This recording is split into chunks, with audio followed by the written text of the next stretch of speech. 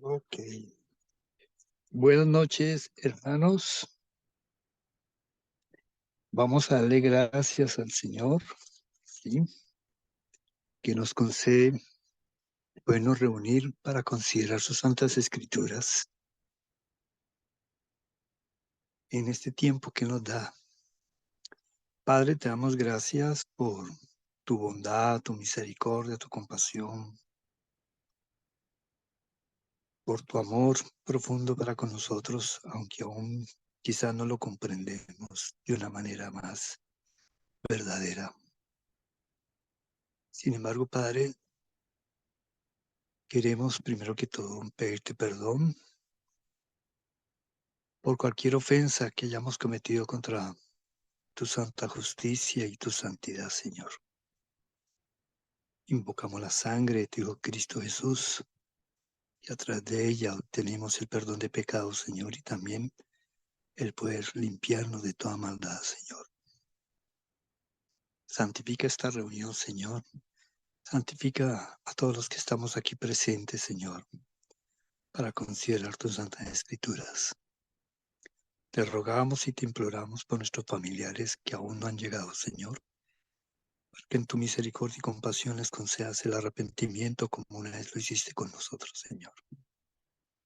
Y invocamos también a tu Espíritu de santidad para que ilumine nuestras mentes y nuestros corazones, para tener la certeza y la fe genuina, Señor, en nuestro corazón acerca de tu palabra y de tu voluntad para con nuestras vidas, Señor. Te lo pedimos, Padre, todo esto en el sagrado nombre de tu Hijo Cristo Jesús. Amén, amén, amén. Bueno, hermanos, ayer estuvimos considerando que a que nosotros nos tocó vivir en los tiempos postreros, donde la maldad se ha multiplicado de una manera muy grande en todos los ámbitos de la vida. Amén. Y hay unas señales que es necesario que las consideremos, que están relacionadas precisamente con los primeros 4 sellos, ¿sí? Que abre el Señor, que aparece registrado en el capítulo 6 de Apocalipsis, y que están íntimamente relacionados con algunos pasajes de los evangelios en Mateo, en Marcos y en Lucas. Dice que estas cosas son señales claras de que la segunda venida del Señor está muy cerca. Y las señales de los primeros 4 sellos están registrados en Apocalipsis 6, del 1 al 8. Vamos a leerlo.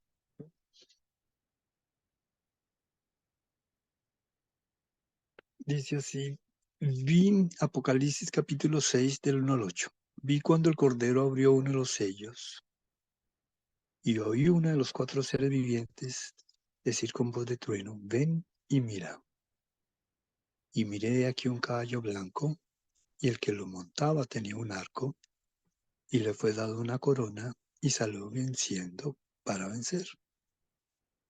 Cuando abrió el 7º sello, oí el segundo ser viviente que decía, ven y mira. Y salió otro caballo bermejo, y al que lo montaba le fue dado poder de quitar de la tierra la paz, y que se matasen unos a otros, y se le dio una grande espada.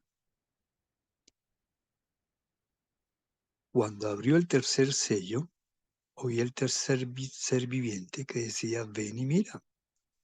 Y miré, y aquí un caballo negro, y el que lo montaba tenía una balanza en la mano. Y oí la voz de en medio de los 4 seres vivientes que decía, 2 libras de trigo por un denario, y 6 libras de cebada por un denario. Pero no dañes el aceite ni el vino. Cuando abrió el 4º sello, oí la voz del 4º ser viviente que decía, ven y mira. Y miré, he aquí un caballo amarillo, y el que lo montaba tenía por nombre Muerte. Y el Hades le seguía, y le fue dada potestad sobre la 4ª parte de la tierra, para matar con espada, con hambre, con mortandad, y con las fieras de la tierra. Ahora sí vamos al capítulo 24 del Evangelio de Mateo y leemos del 1 al 14, veremos que hay una similitud de estos 4 sellos. Mateo capítulo 24 del 1 al 14 dice así: Cuando Jesús salió del templo y se iba, se acercaron sus discípulos para mostrarle los edificios del templo. Y respondiendo él les dijo: ¿Veis todo esto? De cierto os digo que no quedará aquí piedra sobre piedra que no sea derribada. Y estando él sentado en el monte de los olivos, los discípulos se le acercaron aparte, diciendo: Dinos, ¿cuándo serán estas cosas? ¿Y qué señal del fin del siglo? Respondiendo Jesús les dijo: Mira que nadie os engañe, porque vendrán muchos en mi nombre diciendo: Yo soy el Cristo, y a muchos engañarán. Esto está relacionado precisamente con el caballo blanco. Amén. El anticristo. Algunos piensan que la manifestación del anticristo comenzó o va a ser en este tiempo, pero no es verdad. Cuando uno lee las cartas de Juan, dice que de esa época ya comenzaban a manifestarse los anticristos. Y es que un anticristo en realidad es aquel que está enseñando una herejía que es contraria al verdadero evangelio de Dios. Por eso, ¿sí?, se han multiplicado muchos falsos profetas, muchos falsos maestros, muchos falsos apóstoles, muchos falsos pastores. ¿Son guiados por quién? Por un espíritu de anticristo, precisamente. Amén. Y el primer caballo blanco tiene que ver con eso. Amén. Porque no olvidemos que Satanás se disfraza como ángel de luz. Amén. Pero realmente por sus obras es que se manifiesta precisamente si verdaderamente es un siervo de Dios o no.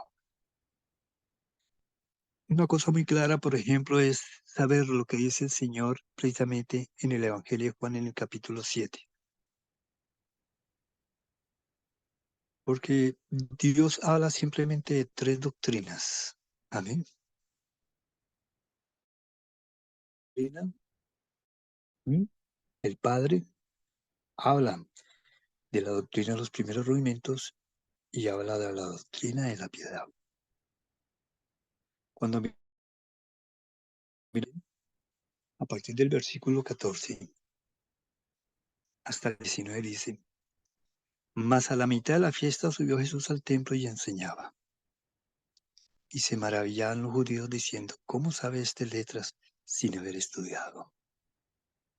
El Señor nunca estuvo, ¿sí?, en las escuelas rabínicas de los fariseos, de los saduceos, o como algunos quieren decirle, de los esenios que moraban en el desierto.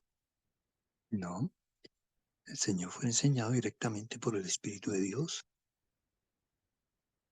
Amén. Versículo 15 dice: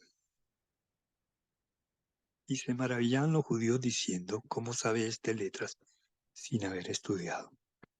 Jesús les respondió y dijo: Mi doctrina no es mía, sino de aquel que me envió.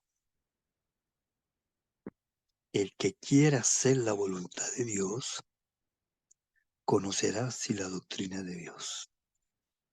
Porque es que la voluntad de Dios es la doctrina del Padre.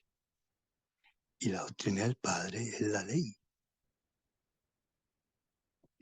Versículo 17. El que quiera hacer la voluntad de Dios, conocerá si la doctrina de Dios o si yo hablo por mi propia cuenta. Cuando nosotros vamos a la carta a los romanos, en el capítulo 2, y si leemos del versículo 17 hasta el 20, dice lo siguiente: He aquí tú tienes sobrenombre de judío y te apoyas en la ley y te glorías de Dios y conoces su voluntad, que es que la ley es la voluntad de Dios. e instruido por la ley, apruebas lo mejor y confías en que eres guía de los ciegos, luz de los que están en tinieblas, instructor de los indoctos, maestro de niños, que tienes en la ley la forma de la ciencia y de la verdad. La ley de Dios es la doctrina del Padre, la ley moral divina de Dios, que es la ley de la vida. Esa es la doctrina del Padre, esa es la voluntad de Dios. Eso es lo que recalca el Señor y Dios a través de aquellas personas que vivieron antes del diluvio, después las que vivieron sin ley, después del diluvio hasta la venida de la ley, cuando fue dada ya por escrita, después los que vivieron en el tiempo de la ley, ¿sí?, que fue el pueblo judío, y después de la venida del Mesías. La ley es eterna, la ley no ha cambiado. 19, que es un salmo que refleja lo que fue la vida del Señor realmente. Cuando uno lee ese salmo se da cuenta, eso era lo que vivía el Señor. En eso era que se centraba el Señor, en conocer la ley de Dios como hombre. Amén. Salmo 119. Si leemos en el versículo 141, 142, perdón, dice así: Tu justicia es justicia eterna, y tu ley la verdad. La ley de Dios es lo que constituye la justicia de Dios. Y la justicia de Dios se basa en los mandamientos de Dios.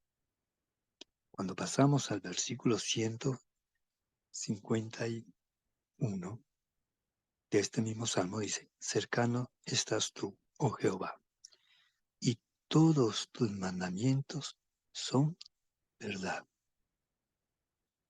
Pero en el 146 dijo que tu ley es la verdad. Y en el 151 está diciendo que tus mandamientos son la verdad. Porque los mandamientos son lo que constituyen la ley de Dios. Y esa ley de Dios es la justicia de Dios. Cuando leemos en el versículo 172, dice claramente: alaba mi lengua tus dichos, porque todos tus mandamientos son justicia. Entonces, tenemos que entender esto, hermanos. La Biblia en su contenido contiene muchas cosas. Se habla de la creación, se habla de la restauración, se habla de personas que vivieron antes del diluvio, que vivieron más de 800, 700 años. ¿Mm? Se habla del diluvio, se habla de Noé, se habla de la descendencia de Noé, de la descendencia de Sem, de Jafet, de Can.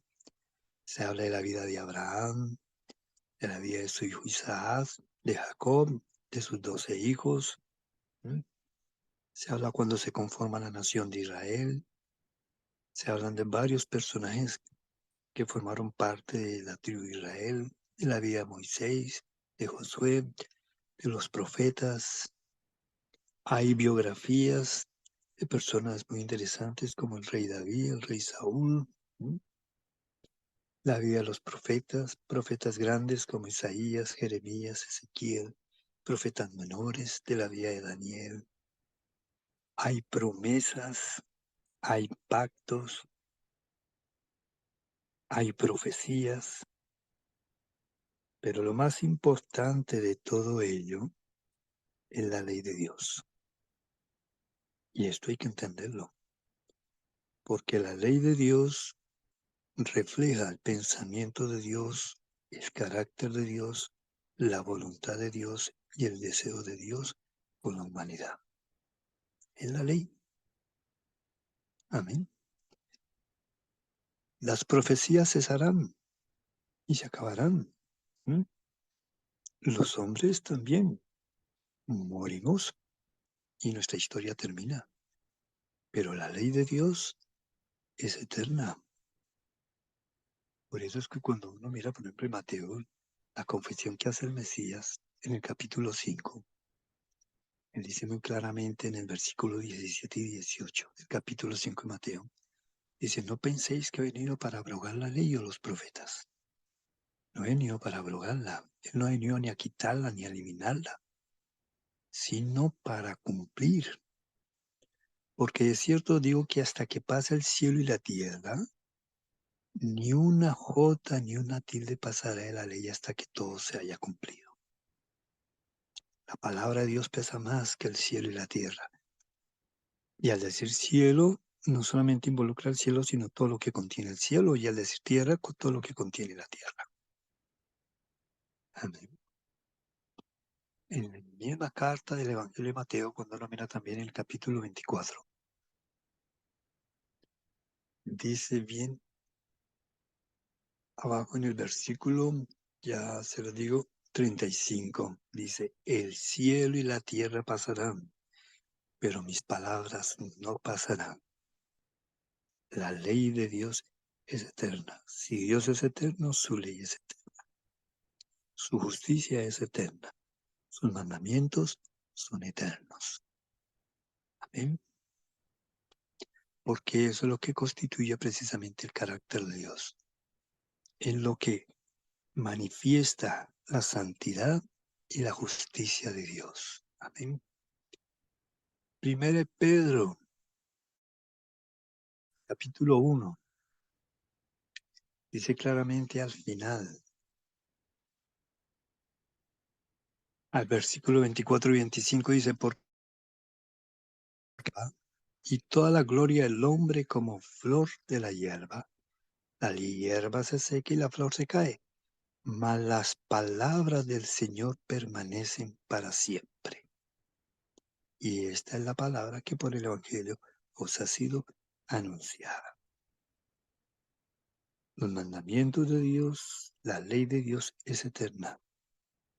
Por eso es que ellos contienen la vida eterna. Amén. Entonces hay que tener muy claro esto, hermanos. Entonces lo más importante de la palabra es precisamente la ley. La ley del pacto, que es la ley de la vida. Amén.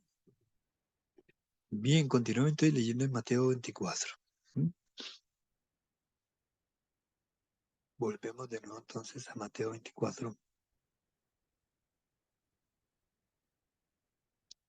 donde estábamos hablando. Ah, no, perdón, habíamos quedado en el Evangelio de Juan, en el capítulo 7. ¿Mm? Estamos leyendo a partir del versículo 14 hasta el 19, acerca de la voluntad de Dios. Cuando el Señor declara en el versículo 17, el que quiera hacer la voluntad de Dios, conocerá si la doctrina de Dios o si yo hablo por mi propia cuenta. Pues ya sabemos que la voluntad de Dios es la ley del pacto, la ley de la vida. Amén. Porque esa ley es eterna. Dice así, el que habla por su propia cuenta, su propia gloria busca, pero el que busca la gloria del que me envió, este es verdadero, y no hay en él injusticia. ¿Por qué no hay injusticia en él? Porque conoce la ley de Dios y y camina en la ley de Dios. Por lo tanto, es un hombre justo. Amén. Entonces, el Señor después dice en el versículo 19, ¿no dio Moisés la ley y ninguno de vosotros cumple la ley? ¿Por qué procuráis matarme? Porque la doctrina de Dios es precisamente la ley, esa es la voluntad del Padre, esta es la doctrina del Padre. ¿Y qué pasa con la ley? Pues que la ley es la que nos direcciona a nosotros a que aprendamos a ser santos y justos. Por eso toda enseñanza que no está enfocado y que no está direccionando a las personas a que aprendan a vivir en santidad y en justicia, se están saliendo de lo que es verdaderamente el Evangelio. Muchos maestros dicen, es que ser santo significa ser separado. Claro, ser santo es una separación. Ellos que vienen en la inmundicia. Pero si Dios dice que yo soy santo, esa santidad se tiene que ver reflejada en mi vida y en mi conducta. No es simplemente un concepto teórico, porque las cosas con Dios no son teóricas. Cuando Dios dijo hágase la luz se manifestó, no quedó meramente en el aire. Cuando Jesús dijo que se secara la higuera se secó. ¿Entienden, hermanos?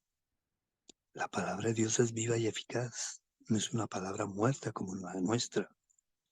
Entonces, cuando Dios está declarando que somos santos, pues se tiene que manifestar esa santidad en nosotros si realmente hemos creído. Amén. Es como una persona que viene y me regala un carro. Y yo le digo a los demás, ¿sí saben que me regalaron un carro, un Ford modelo 2020? Pero ¿dónde está el carro? Me pregunta la gente. Ah, no, es que no me lo han traído. Lo que estoy diciendo no tiene, sí, una veracidad. Y a mí me dicen que me dieron un carro.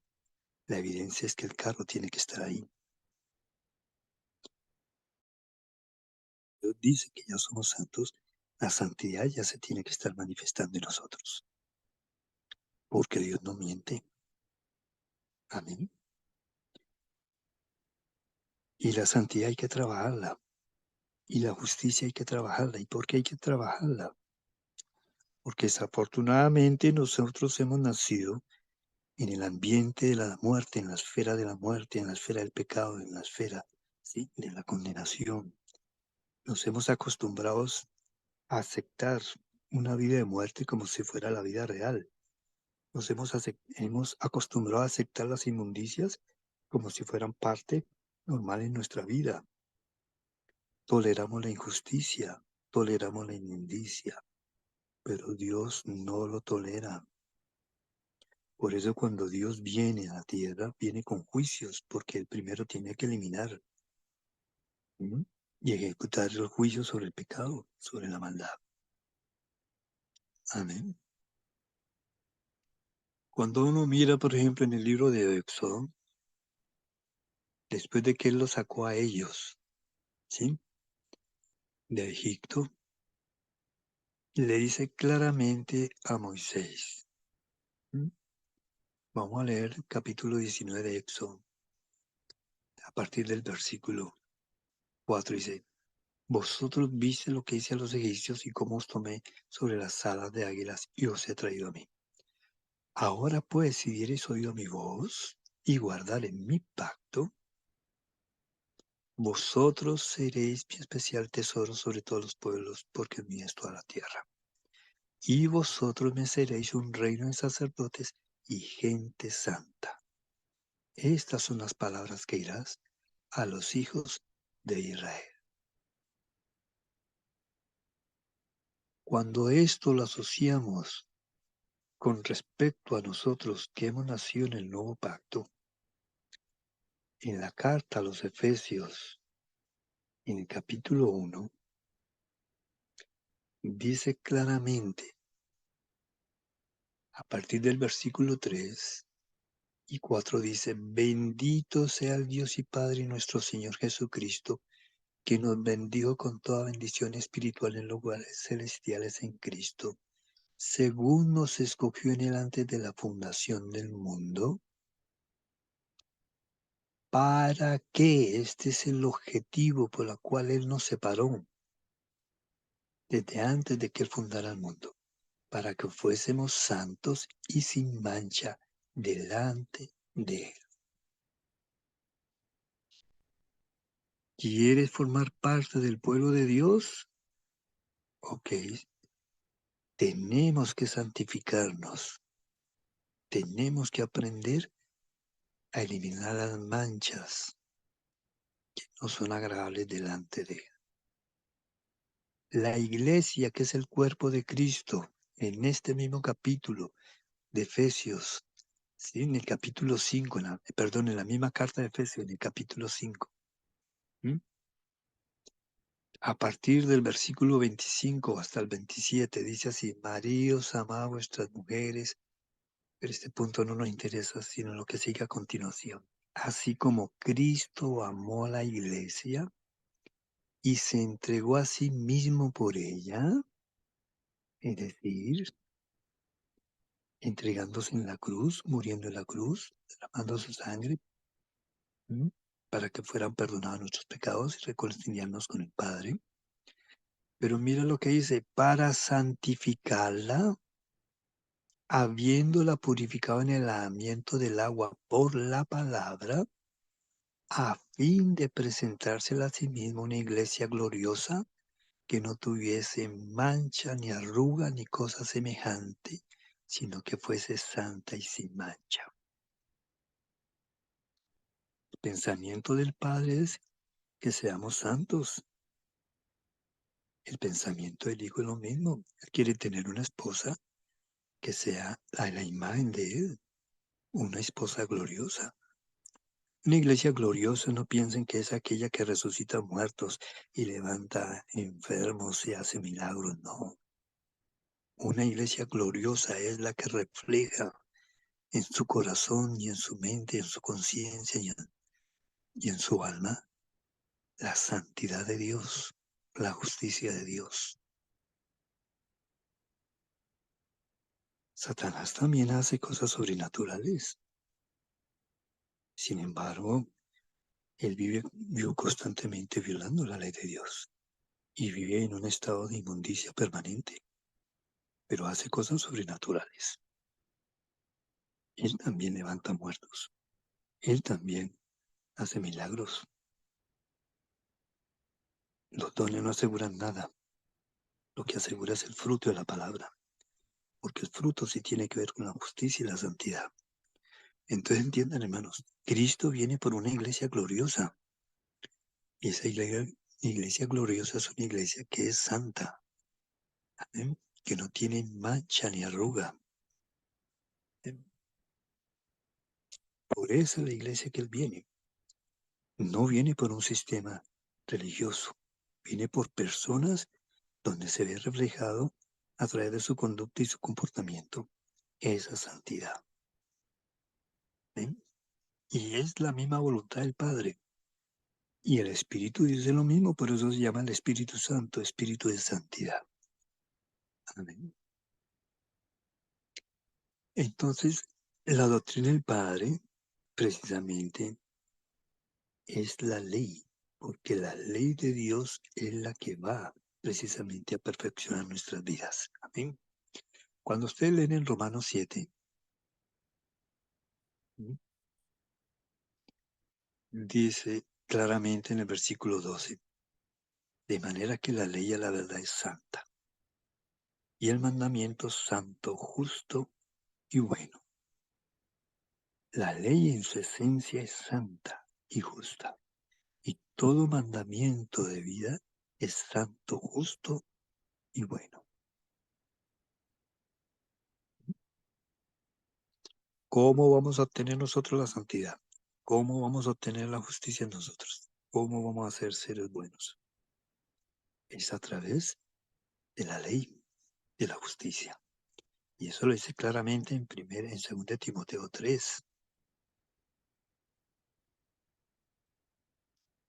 A partir del versículo 14 de 2 Timoteo 3 dice claramente: pero persiste tú en lo que has aprendido y te persuadiste sabiendo de quién has aprendido y que desde la niñez has sabido las sagradas escrituras, las cuales te pueden hacer sabio para la salvación por la fe que es en Cristo Jesús. Toda la escritura es inspirada por Dios y útil para enseñar, para redarguir, para corregir y para instruir en justicia. ¿Se dan cuenta, hermanos? Es la parte de la palabra de Dios que nos enseña, nos redarguye, nos corrige, nos instruye. Es la ley de Dios. Una profecía no te puede corregir el corazón, pero la ley de Dios sí te dice: no robes, no mates, no forniques, no difames, No codicies, no ames el dinero. No tenga otros dioses. Cuenta, es la ley la que corrige nuestro corazón. No son las profecías, no son las promesas, es la ley la que hace el trabajo de instruirnos en justicia, la que hace el trabajo de redarguirnos y mostrarnos la maldad que está en nosotros, la que hace el trabajo de corregir nuestra alma. Ella es la que nos enseña. ¿Con qué fin? Lo que dice el versículo 17, a fin de que el hombre de Dios sea perfecto y enteramente preparado para toda buena obra. Por eso Santiago dice claramente que la fe sin obras está muerta. Si tú dices que cree en el Señor Jesucristo, significa que vas a seguir las pisadas del Señor Jesucristo. No es meramente una confesión de palabras vanidosas. Decir, Señor, yo te acepto como mi Señor y Salvador. Y yo sigo viviendo en mis propios deseos, en mi propia voluntad, en mis propios caprichos, satisfaciendo los deseos de la carne y haciendo todo lo que se me venga en gana. No es así. La palabra dice claramente en Gálatas 5 que los que son de Cristo, en el versículo 24, pero los que son de Cristo han crucificado la carne con sus pasiones y deseos. ¿Qué significa esto? Que han tomado la cruz. Se están identificando con Cristo en la cruz y han llevado su viejo hombre a la crucifixión. ¿Para qué? Para aprender a vivir en el Espíritu, en la ley moral divina de Dios. Por eso en Efesios, en el capítulo 4, cuando uno lee en el versículo 20 hasta el 24, dice claramente, mas vosotros no habéis aprendido hacia Cristo. Cristo hay algo que nos tiene que estar enseñando. Versículo 21 dice, si en verdad le habéis oído. ¿Es verdad que hemos aprendido algo de Cristo y le hemos oído? Y si habéis sido por él enseñados. ¿Qué enseñanza? Conforme a la verdad que está en Jesús. ¿Cuál era la verdad de Jesús? No he venido a abrogar la ley, ni los profetas, he venido a cumplirla. Versículo 22. En cuanto a la pasada manera de vivir, despojados del viejo hombre que está viciado conforme a los deseos engañosos. Eso es lo primero que nos dice el Señor. Tienes que deshacerte del viejo hombre. Ya no puedes hacerle caso a él. Ya no puedes seguir la voluntad, ni los deseos, ni las pasiones de él. Después dice, renovaos en el espíritu de vuestra mente. Porque la mente pertenece al campo del espíritu. Y esa mente hay que renovarla. Como quien dice, en lo que es en el idioma, en el lenguaje de la informática, hay que formatear de nuevo la mente. Hay que cambiar todos esos programas que corresponden al viejo hombre para introducir los programas que corresponden al nuevo hombre. Y eso es lo que dice el versículo 24. Dice, y vestido del nuevo hombre, creado según Dios, en la justicia y la santidad de la verdad. Ese es el nombre. El nombre, ¿sí? Nos enseña a caminar en la justicia y en la santidad de la verdad. ¿Qué fue lo que dijo el Señor en Efesios 1? ¿Mm? Que nos bendijo con toda bendición espiritual en lugares celestiales en Cristo Jesús, desde antes de la fundación del mundo, para que fuéramos, ¿qué? Santos y sin mancha delante de Él. ¿Qué fue lo que hizo el Jesucristo? ¿Mm? Que se entregó a sí mismo por nosotros, ¿sí? Para santificarnos, ¿Mm? Para llegar a tener que una iglesia gloriosa, que sea sin mancha y sin arruga delante de Él. ¿Se dan cuenta, hermanos? Siempre Dios el Espíritu, el Padre y el Hijo nos están direccionando hacia la santidad, hacia la justicia. ¿Y dónde vamos a encontrar eso? pues precisamente lo vamos a encontrar en la ley de Dios. ¿Mm? Cuando ustedes miran en la carta a los Hebreos, en el capítulo 5, a partir del versículo 11 hasta el 14, dice así: acerca de esto tenemos mucho que decir y difícil de explicar, por cuanto os habéis hecho tardos para oír. Porque viendo ser ya maestros, después de tanto tiempo, tenéis necesidad que se os vuelva a enseñar cuáles son los primeros rudimentos de las palabras de Dios, y habéis llegado a ser tales que tenéis necesidad de leche y no de alimento sólido. Hay una situación compleja aquí, personas que ya llevan mucho tiempo caminando con el Señor, pero se quedaron estancados en una posición de infancia y todavía quieren seguir alimentándose de leche, cuando ya deberían estar comiendo alimento sólido. Y mire lo que es el versículo 13 y 14: y todo aquel que participa de la leche es inexperto en la palabra de justicia, es decir, en la ley moral divina de Dios, porque es un niño. Cuando nosotros no nos estamos educando y creciendo en la ley de Dios, pues ¿qué sucede? Que nos quedamos en un estado espiritual de niñez. Amén. Y el problema de los niños es que no saben distinguir entre el bien y el mal. No tienen discernimiento cuando el mal llega. Versículo 14 dice: pero el alimento sólido, que es la palabra de justicia, que es la ley de Dios, es para los que han alcanzado madurez.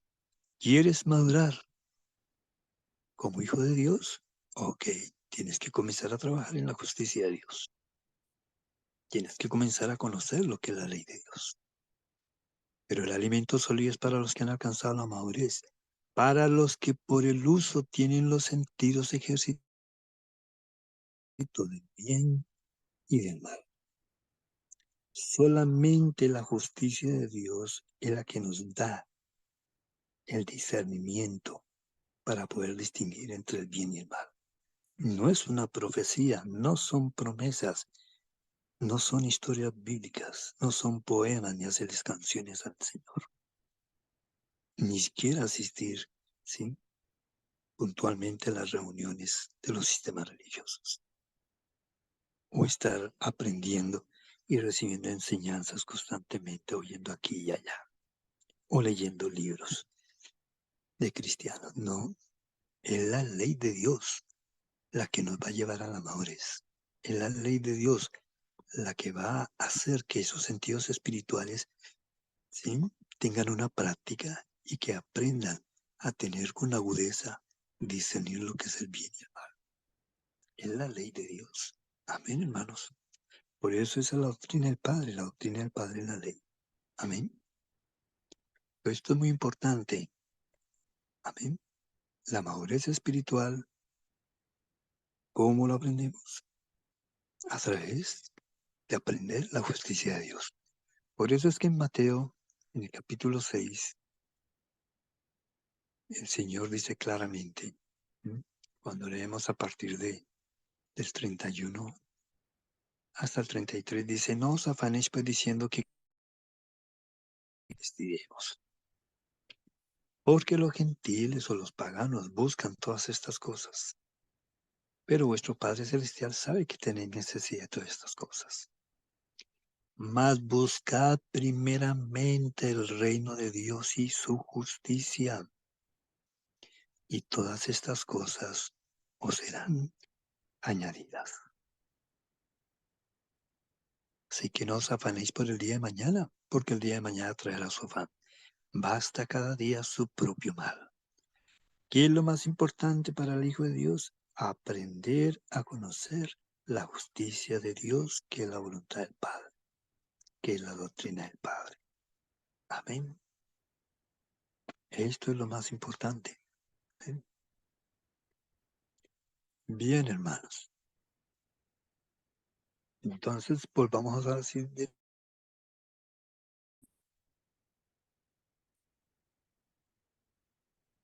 ¿Cómo yo hago para tener discernimiento de aquellos que se presentan como ministros de Cristo? Pues ya sabemos, si las enseñanzas se eliminan, lo que es la ley de Dios, que está relacionada con la justicia y la santidad de Dios, a ella hay engaño. Cuando ustedes leen precisamente en Deuteronomio, ¿sí?, en el capítulo 13, es un capítulo que está dedicado a los falsos profetas. Y voy a leer todo el capítulo. Dice: cuando se levantara en medio de ti profeta o soñador de sueños y te anunciara señal o prodigios, si se cumple la señal o prodigio que él te anunció diciendo, vamos en pos de dioses ajenos que no conociste y sirvámosle, no darás oídos a las palabras del tal profeta ni tal soñador de sueños, porque Jehová vuestro Dios os está probando para saber si amáis a Jehová vuestro Dios con todo vuestro corazón y con toda vuestra alma.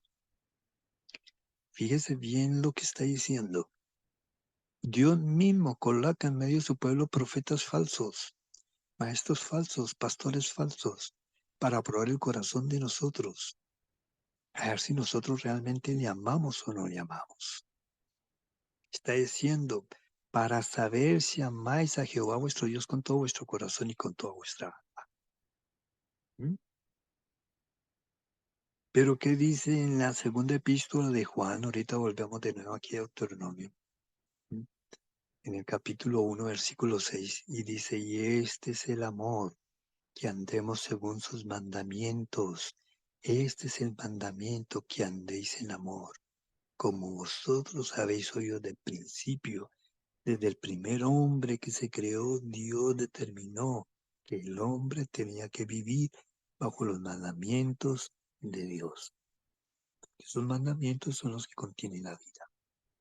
Ese es el árbol de la vida. Eso fue lo que rechazó precisamente Adán, pero que ya en tiempos mucho más pasados lo había rechazado Satanás también. ¿Ven? Cuando leemos en 1 Juan capítulo 5, versículo 3, dice, pues este es el amor a Dios, que guardemos sus mandamientos, y sus mandamientos no son gravosos. ¿Quieres demostrarle que amas a Dios? Guarda sus mandamientos. Amar a Dios no significa hacerle una canción, ni escribirle un poema, ni siquiera declararle con la boca, Señor, yo te amo. Eso no lo convence a Él. Lo que lo convence a Él es si estamos guardando sus mandamientos, porque esa es la manera de mostrarle que le amamos. Jesucristo mismo también lo dice.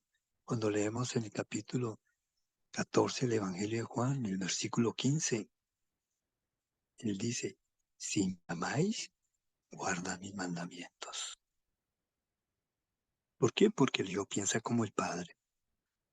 Y si pasamos al capítulo 15 y leemos a partir del versículo 8 hasta el 10, dice, en esto es glorificado mi Padre, en que llevéis mucho fruto y seáis así mis discípulos. Como el Padre me ha amado, así también yo os he amado. Permanecer en mi amor. Si guardareis mis mandamientos, permaneceréis en mi amor, así como yo he guardado los mandamientos de mi Padre y permanezco en su amor. Quiero permanecer en el amor de Dios, pues tengo que guardar sus mandamientos. Amén. Lo dice en el Nuevo Pacto, lo dice en el Antiguo Testamento. ¿Mm? Santiago dice claramente en el capítulo 1, ¿sí?, que en Dios, ¿sí?, no hay, ya les digo, hermanos, Santiago es capítulo 1,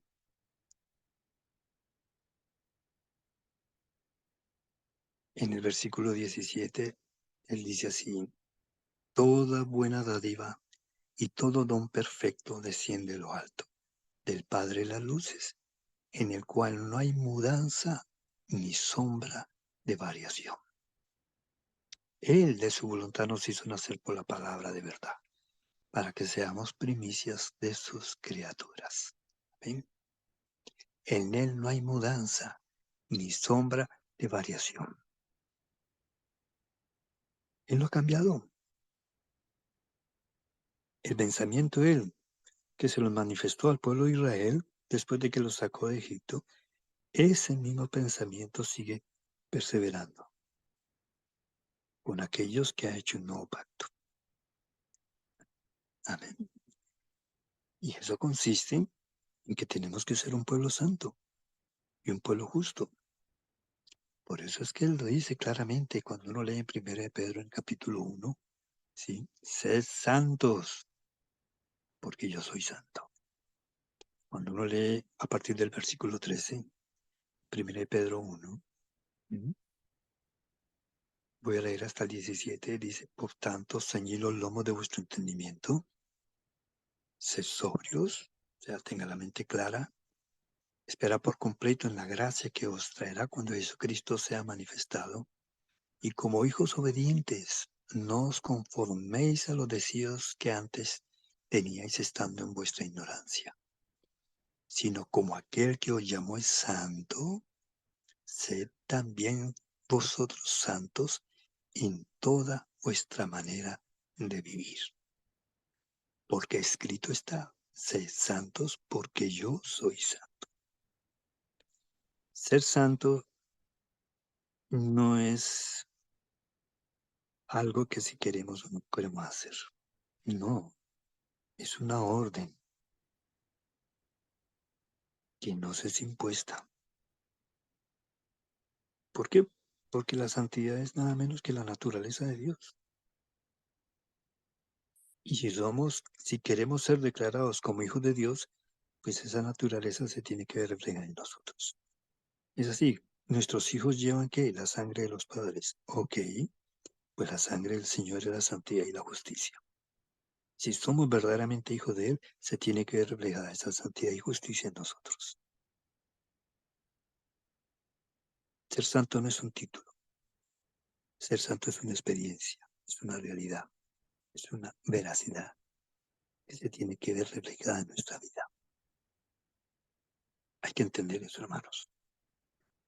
Si el Señor dice que yo soy santo, pues esa santidad se tiene que ver en mí. Si Él dice que yo soy un hijo justo, pues esa justicia se tiene que reflejar. Amén. Cuando usted lee en 1 Juan, en el capítulo 3, ¿sí? Dice así, a partir del versículo 1 hasta el 10, dice, mira cuán amor nos ha dado el Padre, para que seamos llamados hijos de Dios. Por esto el mundo no nos conoce, porque no le conoce a Él. Ya él había definido en el capítulo anterior el concepto de conocerlo, pero es bueno que lo leamos. En el capítulo 2 de esta misma carta, cuando uno lee el versículo 3 y 4, dice lo siguiente, y en esto sabemos que nosotros le conocemos, si guardamos sus mandamientos.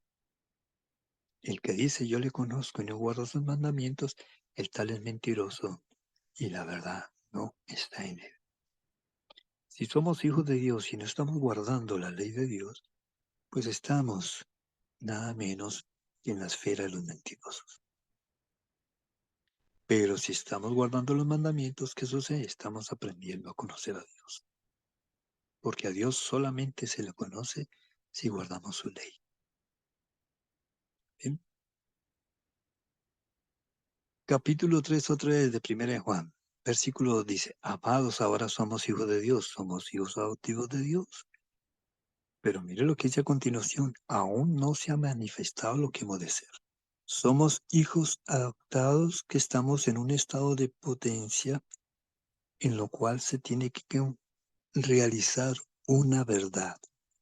Es decir, que realmente lleguemos a ser hijos constituidos realmente como hijos de Dios. No olvides lo que leímos precisamente en Juan 15. ¿Por qué el Padre amaba al Hijo Jesucristo? Porque guardaba los mandamientos. Y eso fue lo que le vino a dar la veracidad y a constituirlo como un verdadero hijo de Dios. Lo mismo sucede con nosotros. Somos hijos adoptivos, pero nosotros tenemos que constituirnos como verdaderos hijos adoptivos. Y al constituirnos como verdaderos hijos adoptivos, significa que ya la justicia y la santidad se comienza a manifestar en nuestras vidas. Entonces mire lo que dice. Ahora somos hijos de Dios y aún no se ha manifestado lo que hemos de ser, decir, si realmente vamos a validar esa posición como hijos verdaderos de Dios. Pero sabemos que cuando Él, Jesucristo, se manifieste en su segunda venida, dice, seremos semejantes a Él. Es decir, cuando el Señor venga, se tiene que ver reflejado como en un espejo Él en nosotros. Si no se ve reflejado Él en nosotros, pues vamos a tener problemas muy serios con el Señor.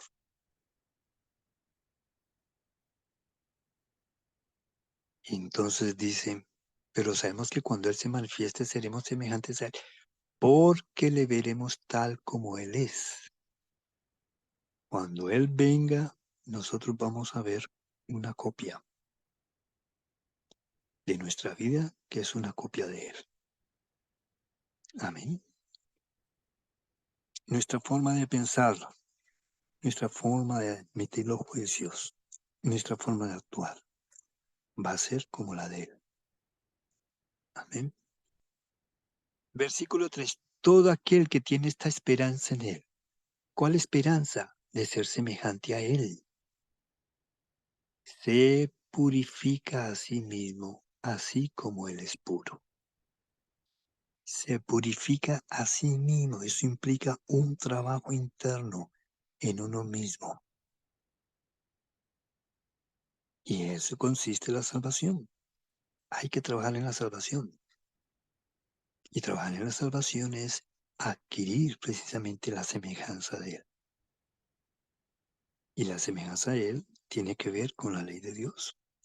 Por eso es que el siguiente versículo dice, todo aquel que comete pecado infringe también la ley, pues el pecado es infracción de la ley. ¿Cuál es la diferencia entre Cristo y nosotros? Que Él nunca cometió pecado. Nunca, desde que nació hasta que murió, incumplió uno de los mandamientos de la ley de Dios. Entonces mira lo que comienza a decir a partir del versículo 5. Y sabéis que Él apareció para quitar nuestros pecados, y no hay pecado en Él. Que el que permanece en Él no peca. Todo aquel que peca no le ha visto ni le ha conocido. ¿Quién no le conoce? Quien no guarda los mandamientos. Si yo quiero permanecer en Él, pues permanezco en los mandamientos. Permanecer en los mandamientos de Dios es permanecer en el Mesías, es permanecer en el Padre, es permanecer en el Espíritu. Por eso dije, hijito, nadie os engañe. El que hace justicia es justo como Él es justo. Se dan cuenta que lo más importante en la palabra de Dios es la justicia de Dios, que está relacionada con su ley. A Dios no le interesa si hacemos milagros, si le sacamos demonios, si levantamos muertos. A Dios lo que le interesa es que aprendamos a caminar en su justicia. Versículo 8 dice, el que practica el pecado es del diablo, porque el diablo peca desde el principio, pero para esto apareció el Hijo de Dios, para deshacer las obras del diablo. ¿Cuál es la obra del diablo en nuestra vida? El viejo hombre. El viejo hombre es la obra de Satanás en nuestras vidas, por eso hay que crucificarlo, por eso nos tenemos que deshacer de él, por eso tenemos que desecharlo. Porque ese viejo hombre no ama la justicia de Dios, ni tampoco ama la santidad. El viejo hombre quiere fornicar, quiere robar, quiere mentir, quiere difamar, quiere codiciar. El nuevo hombre no. El nuevo hombre vive bajo las directrices de los mandamientos de Dios.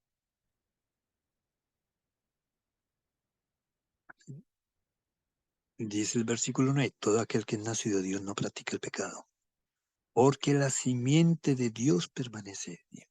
Pero ¿cuál es la simiente de Dios? Primero de Pedro nos dice claramente en el